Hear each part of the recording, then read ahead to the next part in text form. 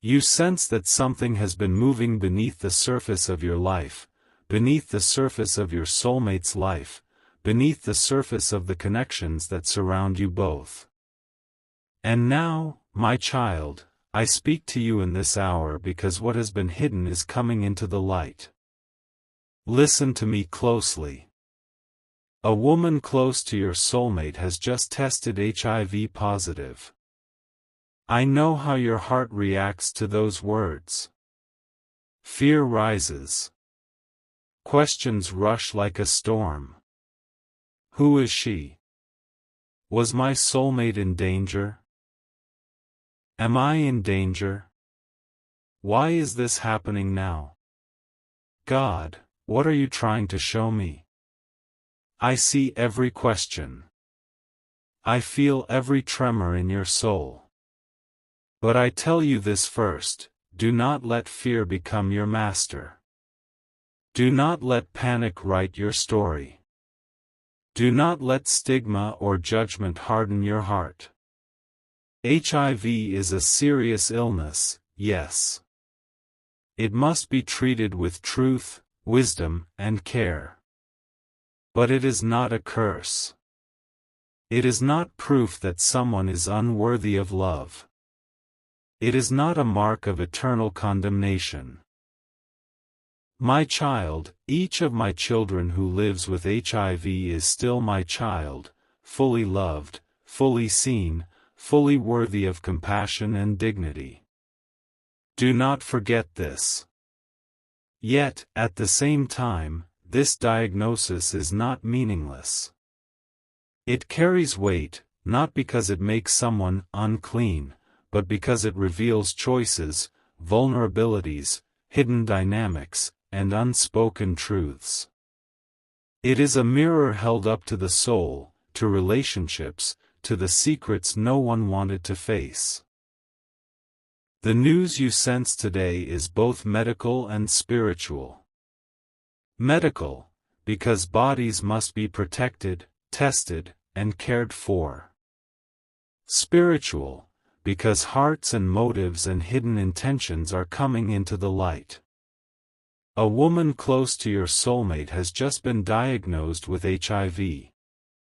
And sadly, my child, that woman is your own close female friend. The one you trusted. The one you confided in. The one you called sister even if no blood tied you together.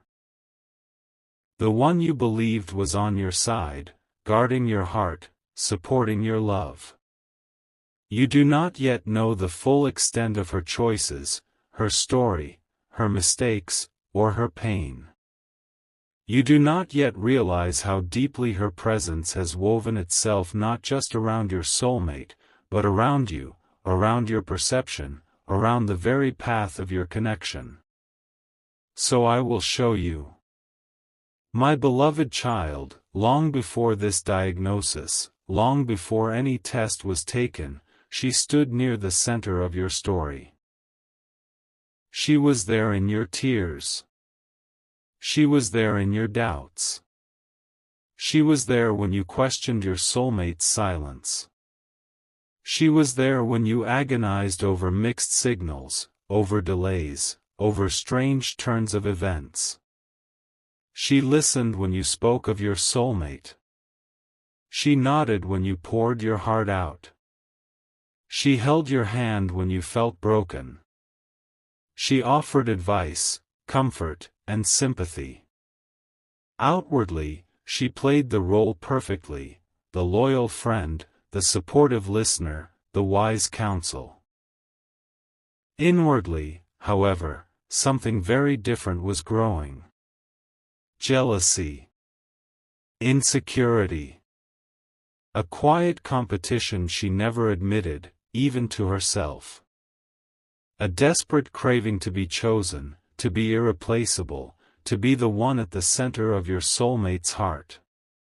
She saw something between you and your soulmate that she did not understand, but she felt its power.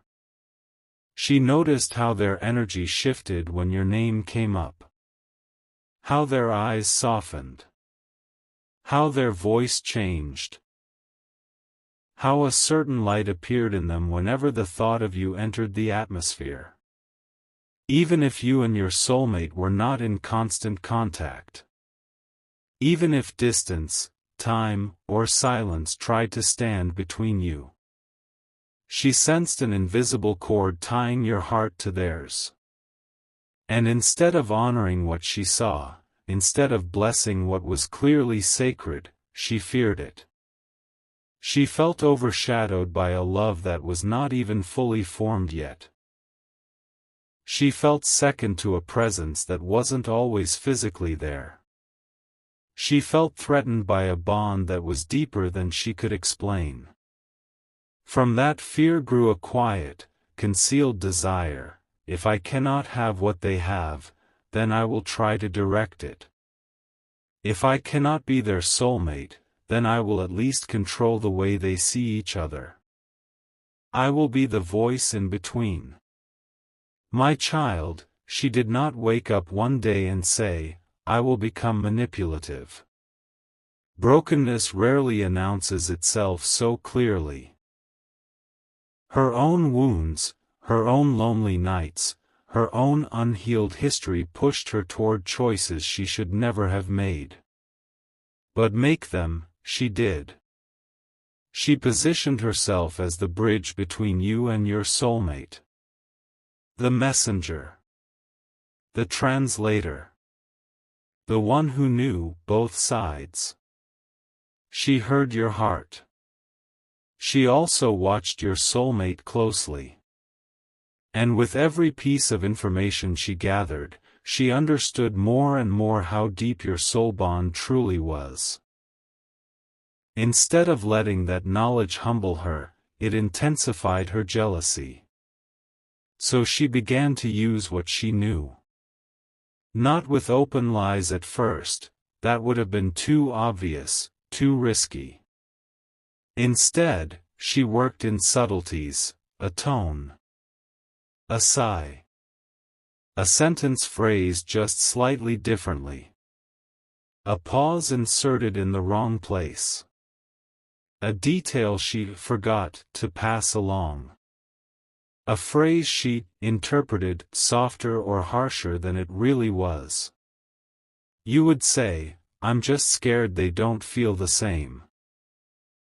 She might answer you, maybe you're right. Maybe they've moved on. Maybe you should stop waiting. You deserve more. Your soulmate would say, I care about them, but I don't know if I'm ready. And to them, she would quietly imply, they're probably over you. They're strong now. They don't need you anymore. Maybe it's better this way.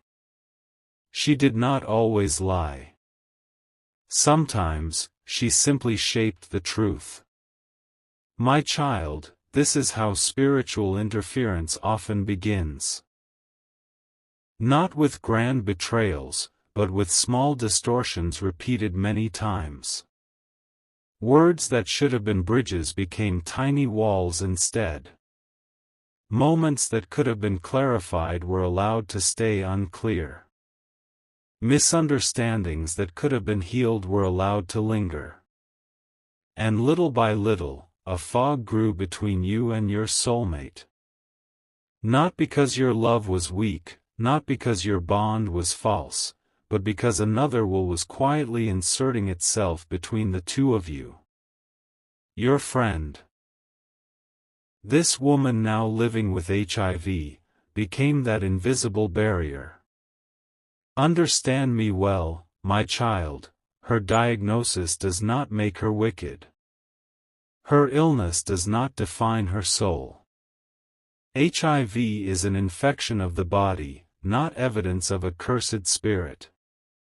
But her choices, long before this test result, were already sowing confusion.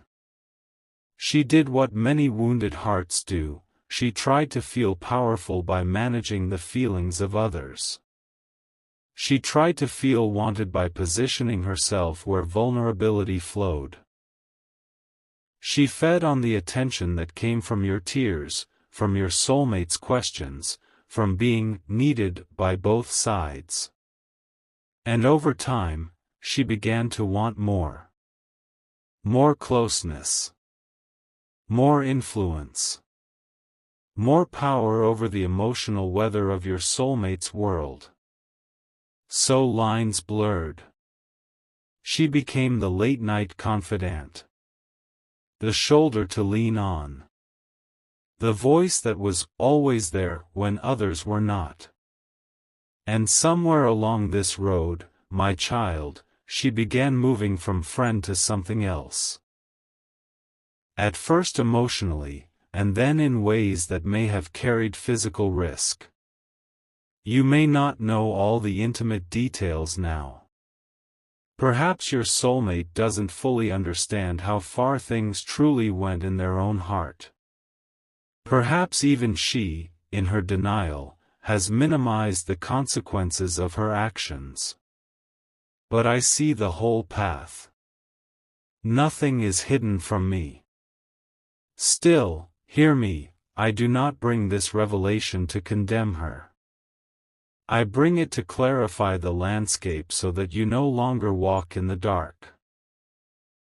The fact that she has tested HIV positive is not a divine curse thrown upon her as punishment. It is the visible intersection of biology, choices, circumstances, and unhealed pain. The spiritual weight of this moment does not lie in the virus itself. It lies in what it forces everyone involved to finally face: truth, responsibility, boundaries, compassion, and the necessity of no longer pretending. My beloved child, I know what you fear now. You wonder, was my soulmate exposed? Am I in danger? Is our future at risk? Will this illness now cast a shadow over the love I hoped for? Listen to me. Fear will offer you two dangerous lies: one, that you are doomed, cursed, or already ruined. Two, that you are guaranteed safe without ever needing to act wisely. Both extremes are untrue. I have given humanity knowledge, science, and medicine not as enemies of faith, but as instruments of my care. HIV today is not what it was decades ago. With proper treatment, many of my children live long, full, beautiful lives. Prevention, testing, and medication are powerful tools placed on the earth for your protection. Do not despise them. Do not replace wise action with magical thinking. Do not assume that spiritual protection means you never need practical steps. I have also, in my mercy, guided, delayed, interrupted, and redirected certain actions that would have brought greater harm to your soulmate and to you. Moments where they felt an inexplicable hesitation. Nights where a meeting was cancelled for reasons that seemed random. Sudden disagreements or interruptions that blocked deeper entanglements. These were not accidents. They were nudges of protection. But protection does not mean passivity now. It means you respond to truth with humility and wisdom. You are not meant to spiral into panic, nor are you meant to live in denial. You are meant to say, I will seek clarity. I will respect my body. I will encourage my soulmate to get tested, to face whatever truth exists, and to walk into treatment or prevention if needed. I will not allow shame or stigma to keep us in ignorance. This is not a lack of faith, my child. This is faith expressed through responsible action. Now, let us return to the hidden layer of this story, the one that has long been brewing beneath the surface of your friendship with her. You trusted this woman deeply. You shared secrets you told no one else. You let her see your tears over your soulmate. You believed that when she spoke about them to you, and about you to them, she did so with a clean heart. You did not know how much she envied what you had. Not just the idea of romance, but the depth of soul recognition between you and your soulmate, something she longed for and did not know how to find authentically. She began to ask herself, often unconsciously, why do they love them like that and not me? Why does their soul soften at this other name and not mine? Why is there a light in their eyes when they mention this person? Rather than letting that question push her into self-reflection and healing, she let it grow into resentment. So when she had the chance to tilt the scales even slightly, she did. You would ask, did they say anything about me? She might answer, not really. They seem distant. Maybe you should move on. Your soulmate might ask her, how are they doing? She might shrug and say, they're fine. I don't think they think about you like that anymore. They're focused on themselves now. Half-truths. Distorted impressions. Exaggerated gaps. Bit by bit, she constructed a picture in each of your minds that did not match reality. Why? Because as long as you remained uncertain about each other, she remained necessary. As long as confusion reigned, her role as confidant stayed central. As long as there were unsaid words between you and your soulmate, you both kept pouring your hearts into her. She fed off this centrality. And then, as her emotional dependency deepened, some of her choices in her own intimate life grew increasingly reckless. Not because she was evil, but because she was lost.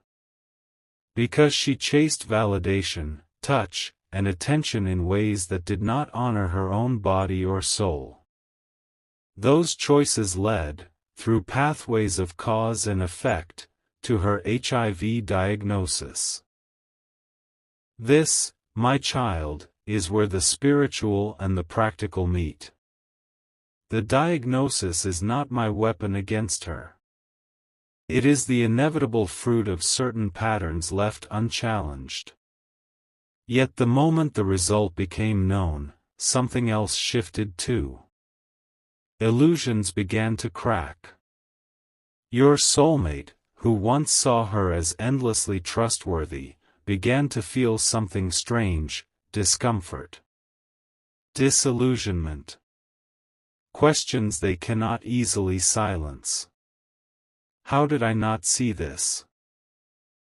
Why were there so many things she never told me about her life?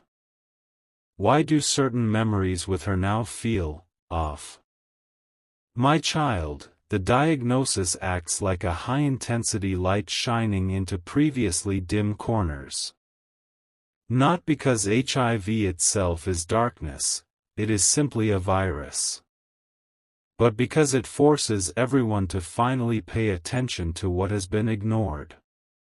Your soulmate is now being pushed into an awakening. They are starting to see how much they allowed this friend to influence their thoughts. How often they deferred to her opinions about you. How readily they let her interpret your feelings. How much they leaned on her instead of speaking to you directly. They are also having to face their own vulnerability, how they may have allowed emotional intimacy with her to go too far. How they possibly overlooked red flags. How they confused attention with trustworthy love. Do not think they are taking this lightly. Inside, they are shaken.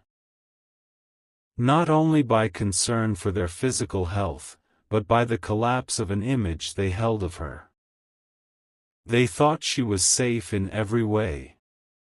Now they realize she is human, wounded, and deeply flawed.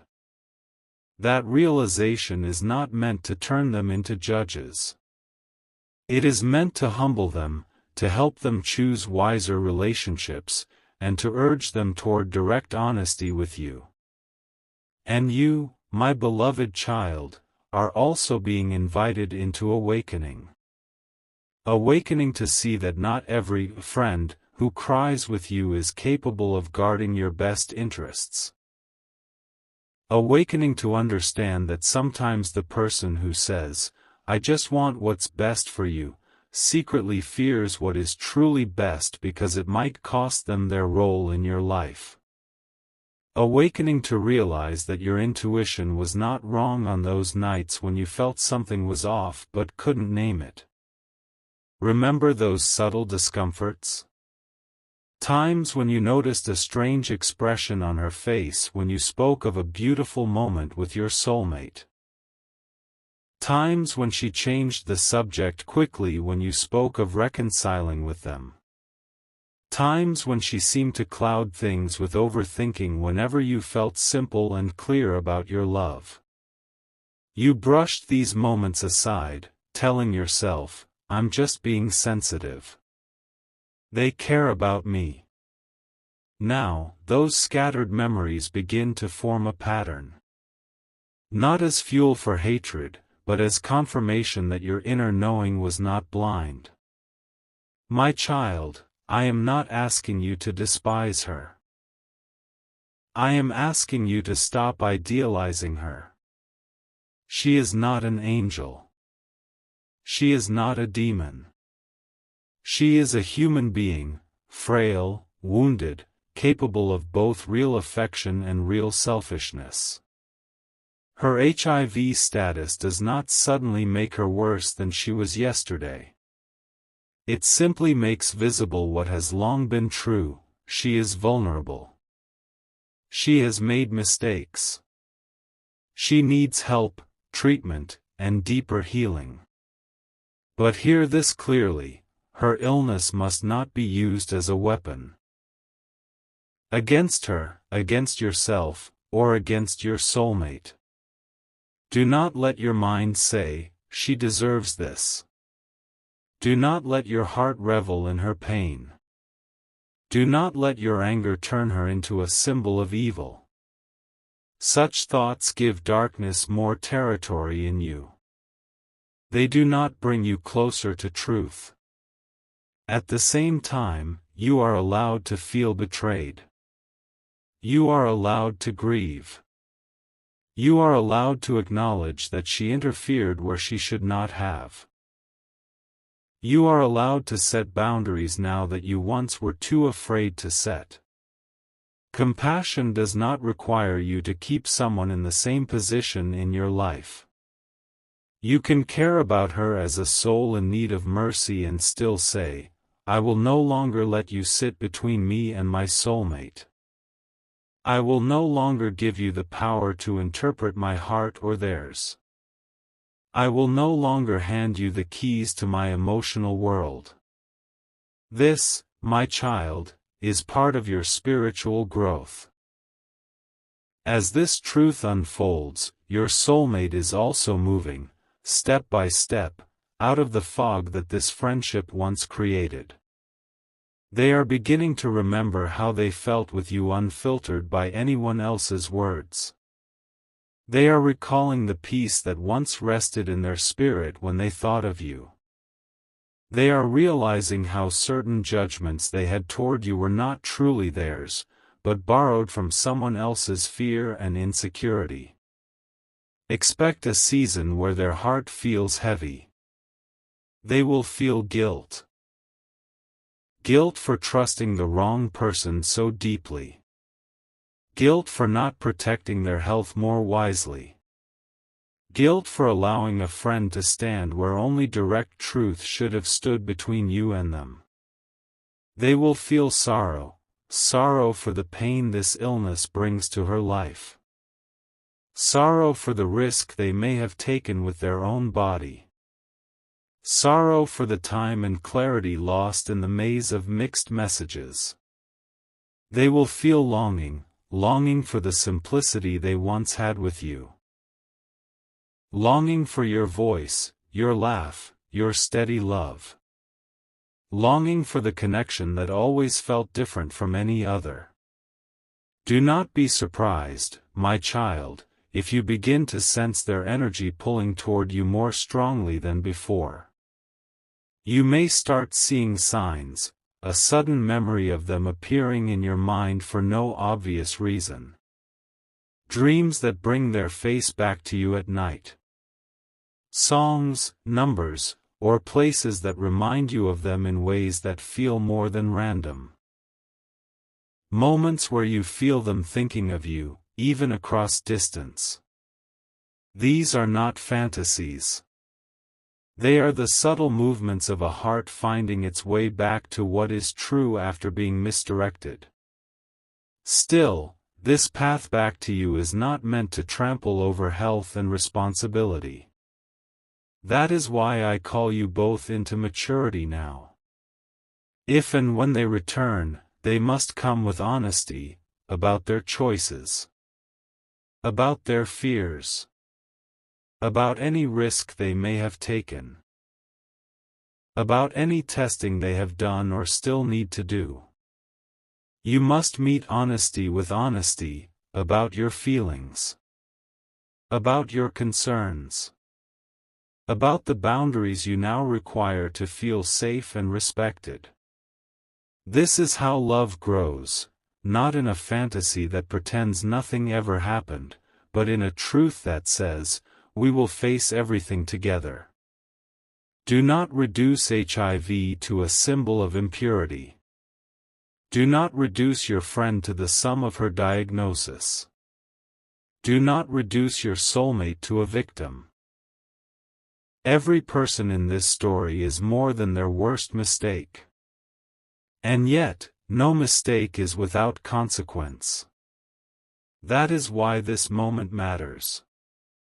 My beloved child, lift your eyes for a moment from the rawness of the pain and look at the broader tapestry I am weaving. The interference that once clouded your connection is losing its grip. Not because I hate her, but because I am committed to truth. The fog she once contributed to is thinning. The misplaced trust your soulmate gave her is being re-evaluated. The authority you handed her over your emotional world is being taken back. This is necessary. It is the untangling before the reweaving. The clearing of the field before new seeds are sown. Now I speak to you personally about your role in this new chapter. You have 3 calls in this season. 1. To protect your heart from bitterness. 2. To protect your body and mind with wise action. 3. To protect the sacredness of your connection with your soulmate by refusing to let third parties control it again. Bitterness will whisper, never trust anyone again. Shut everybody out. Harden your heart so you never get hurt. Do not obey that voice. A hardened heart cannot receive love, even if it stands right at the door. Instead, say, I will learn. I will become wiser. But I will not become cruel. I will not become cold. I will keep my capacity to love, even as I refine who I give my deepest trust to. Wise action for your body and mind says, I will not assume. I will not fear seeking medical counsel. I will get tested if there is any chance of risk. I will encourage my soulmate to do the same. I will give myself permission to ask hard questions about health, intimacy, and safety. I will not let shame keep me ignorant. This is not paranoia. This is self-respect. And finally, Protecting the sacredness of your connection means that in the future, you will no longer hand over the steering wheel of your relationship to friends, family members, or outsiders. Yes, you can receive advice. Yes, you can seek counsel. Yes, you can vent and process.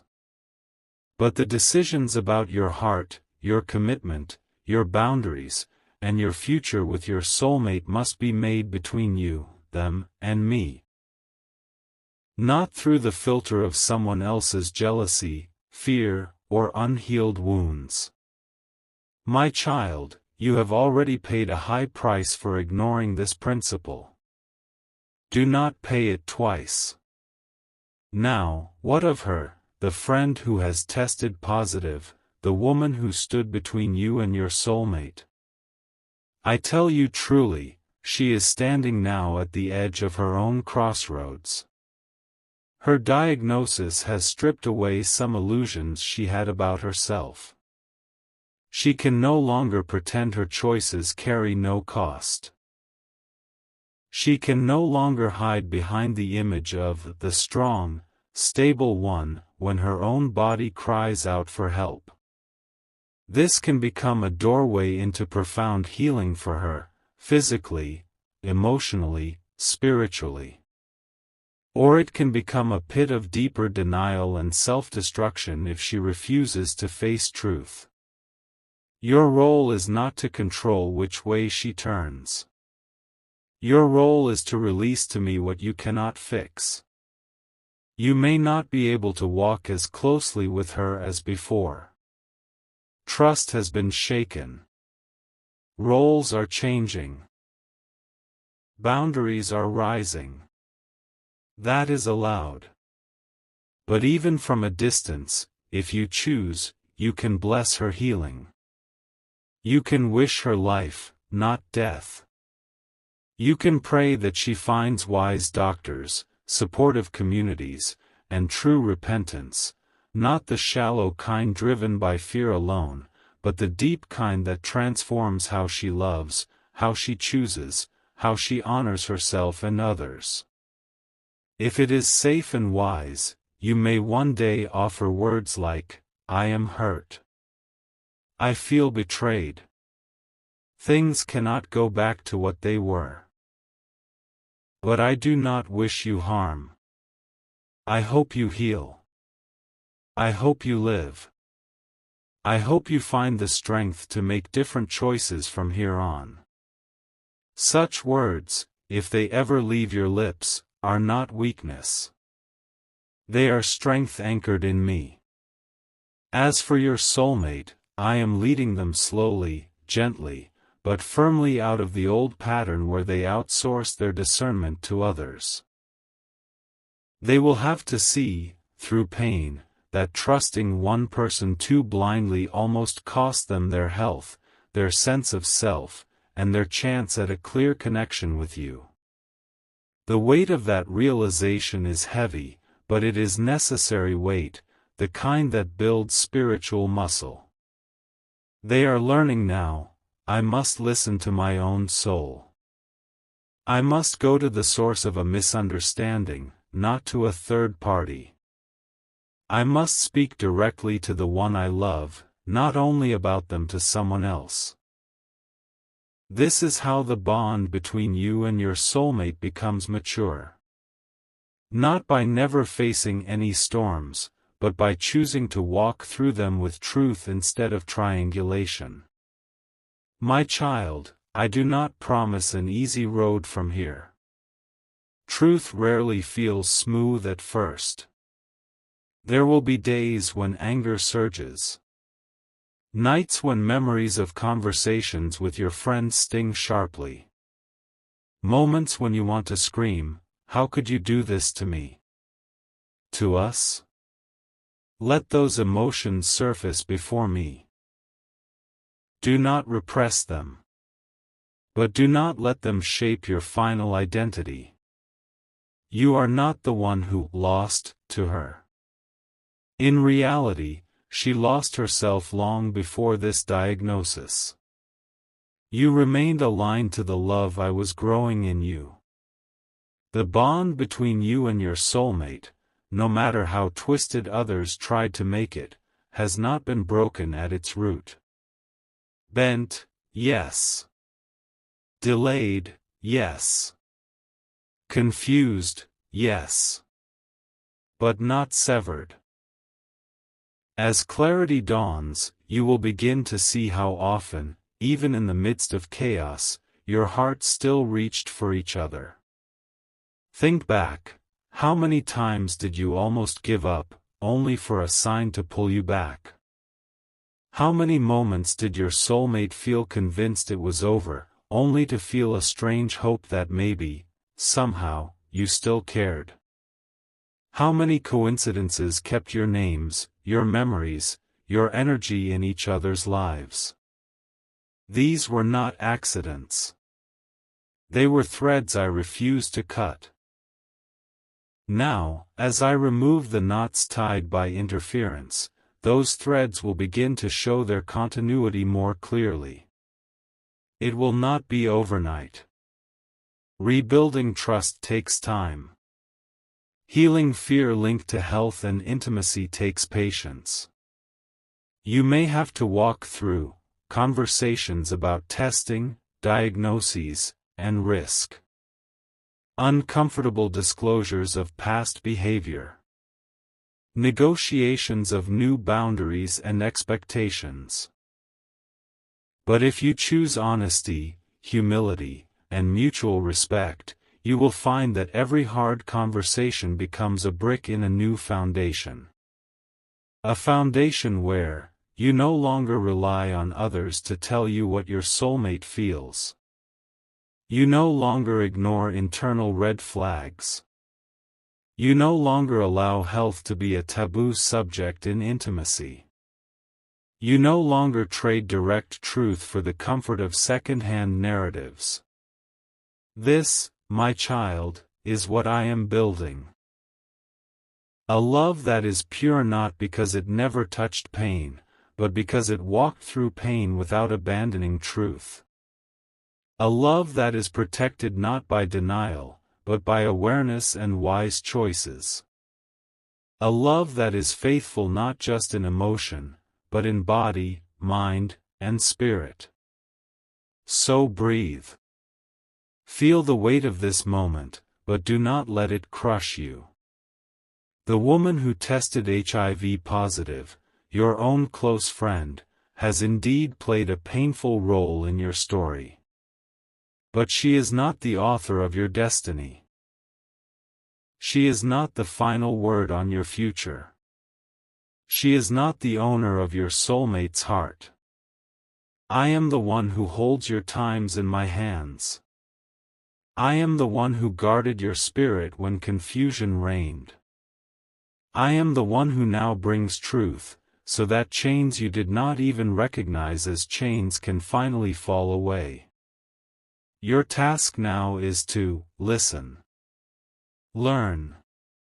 Set boundaries. Seek medical clarity where needed.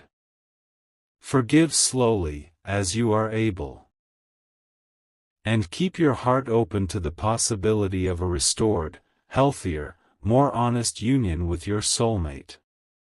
You are allowed to hope again, not a naive hope that pretends this never happened, but a seasoned hope that says, even here, even after this, life is possible.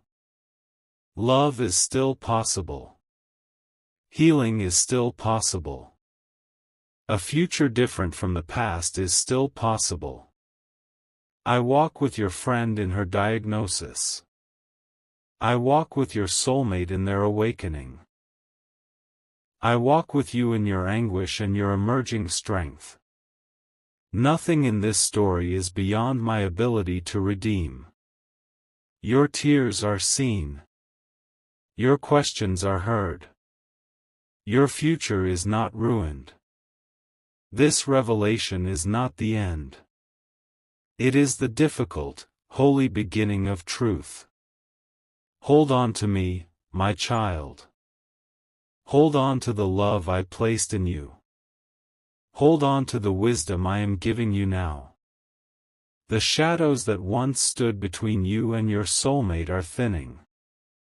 The false supports are collapsing.